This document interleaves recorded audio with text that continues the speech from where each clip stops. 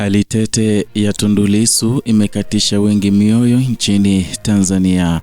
Hujambo na karibu kwa taarifa zetu za Kenyascope na kumbuka kusubscribe. Kiza kilichotajwa na Watanzania wengi si taswira ya kisanii wala lugha hisia tupu, ni hali halisi inayotanda juu ya mustakabali wa mwanasiasa ambaye kwa miaka amekuwa alama ya upinzani na uthubutu wa kisiasa nchini. Taarifa zinazoendelea kusambaa kuhusu hali tete ya Tundu Lissu zimetoboa ukuta wa ukimya na kuacha jamii katika hofu nzito. Wakati mamlaka zikikaa kimya, wasiwasi unaongezeka kwamba kinachoendelea si tu mchakato wa kawaida wa kisheria, bali ni mwendelezo wa mkondo mrefu wa matumizi ya dola kama chombo cha kuvunja upinzani. Kwa mujibu wa taarifa zilizosambazwa mitandaoni, hali ya Lissu akiwa gerezani imeendelea kuzorota, na taarifa hizo zimekuwa kichocheo cha hofu pana kuhusu usalama na uhai wake. Hisia za kukata tamaa zimeanza kujengeka miongoni mwa wananchi wanaoona mchakato wa haki ukionekana kusimama mahali pamoja bila maelezo ya wazi. Taswira inayojengwa ni ya giza linalozidi kujaa, huku mwanga wa haki ukionekana kufifia kadri siku zinavyosonga mbele. Mazingira haya hayawezi kutenganishwa na historia ya Tanzania ya karibuni, ambapo haki ya haraka na wazi imekuwa adimu kwa wale wanaoonekana kuwa wakosoaji wakali wa mamlaka. Kesi za kisiasa zimekuwa zikivuta muda, na taratibu za dhamana zikibadilishwa ghafla, na maamuzi muhimu yakicheleweshwa kwa njia inayozua maswali kuhusu nia halisi ya mfumo. Ndani ya muktadha huo, sakata la Tundu Lissu linaonekana kama sura nyingine ya simulizi lile la dola inayotumia ucheleweshaji kama adhabu. Wafuasi wa Lissu na wanaharakati wa haki za binadamu wamekuwa mstari wa mbele kueleza hofu zao kupitia mitandao ya kijamii. Maelezo yao yamejikita katika madai kwamba kesi imefungwa katika giza la makusudi bila uwazi wa kutosha kwa umma kufahamu kinachoendelea. Hali imezidisha hisia kwamba haki haitolewi kwa misingi ya sheria pekee, bali kwa mizani ya kisiasa inayobadilika kulingana na maslahi ya walioko madarakani. Ukizungumza kuhusu Lissu, haiwezekani kupuuza historia yake ya kisiasa kwa mateso aliyopitia, kuanzia kushambuliwa kwa risasi akiwa mbunge hadi kulazimika kuishi uhamishoni kwa muda mrefu. Safari yake imejaa vielelezo vya gharama ya kukosoa mfumo, na aliporejea nchini Tanzania na kuendelea kushiriki siasa za wazi, hatua hiyo ilionekana na wengi kama jaribio la kupima kama Tanzania ilikuwa imebadilika. Kesi yake ya sasa inaonekana kwa wananchi wengi kama jibu la mfumo kwa jaribio hilo.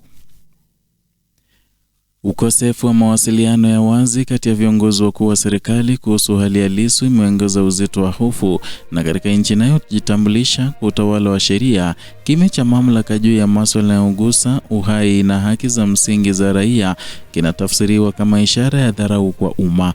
Na kimya hicho kinazalisha pengo la taarifa linalojazwa na tetesi, hofu na hasira, hali inayoweza kuathiri utulivu wa kijamii kwa muda mrefu. Wanaharakati wa haki za binadamu wameendelea kutoa wito wa kufuatiliwa kwa haki, uwazi na ulinzi wa kisheria kwa Lissu. Wito huu hauko kwa ajili yake peke yake, bali kwa misingi ya kulinda heshima ya mfumo mzima wa haki. Wanasisitiza kuwa pale ambapo haki ya mtu mmoja inakiukwa, msingi wa haki kwa wote unatetereka. Ndani ya hoja zao kuna kumbukumbu ya matukio mengi ambapo kukamatwa kwa wapinzani na wanaharakati kuliambatana na ukiukwaji wa taratibu za kisheria, hali iliyosababisha lawama kutoka kwa jumuiya ya kimataifa. Katika historia ya Tanzania, matumizi ya sheria kama silaha ya kisiasa yamekuwa yakijitokeza kwa nyakati tofauti, kuanzia enzi za chama kimoja ambapo ukosoaji ulihesabiwa kama uhaini, hadi kipindi cha vyama vingi ambacho kiliahidi ushindani wa haki lakini kikazalisha mbinu mpya ya udhibiti. Dola imeendelea kubadilisha sura bila kubadilisha kiini, na kesi ya Lissu imeonekana kuangukia katika mstari huu wa kihistoria, ambapo adhabu ya kweli si kifungo pekee, bali ni mchakato mrefu wa kisaikolojia wa kumvunja mpinzani. Hali ya hofu inayotawala sasa imeanza kuvuka mipaka ya wafuasi wa Lissu na kuingia katika jamii pana zaidi, kwani Watanzania wengi wanaona sakata hili kama kipimo cha usalama wao binafsi endapo wataamua kuzungumza au kushiriki kisiasa. Wakati haki inacheleweshwa ama inapocheleweshwa kwa mtu anayejulikana kimataifa, ujumbe unaotumwa kwa raia wa kawaida ni kwamba hawana kinga yoyote mbele ya nguvu ya dola. Na katika ngazi za kimataifa, macho ya wadau wa haki za binadamu yameanza kuelekezwa upya Tanzania, na ripoti za nyuma kutoka kwa mashirika ya kimataifa zimekuwa zikionya kuhusu mwelekeo wa ukandamizaji wa haki, kukamatwa kiholela na kuzuiwa kwa uhuru wa kujieleza. Sakata la Lissu linakuja katika wakati ambao Tanzania inajaribu kujijenga upya kimataifa kama nchi inayojiheshimu ama inayoheshimu haki na utawala wa sheria. Tofauti kati ya kauli za kidiplomasia na hali ya halisi ya ndani inaendelea kuonekana wazi. Kesi hii pia ina athari za moja kwa moja kwa mustakabali wa siasa za upinzani, na Lissu amekuwa si tu kiongozi wa chama bali alama ya uthubutu wa sauti ya wale wanaohisi kunyimwa haki.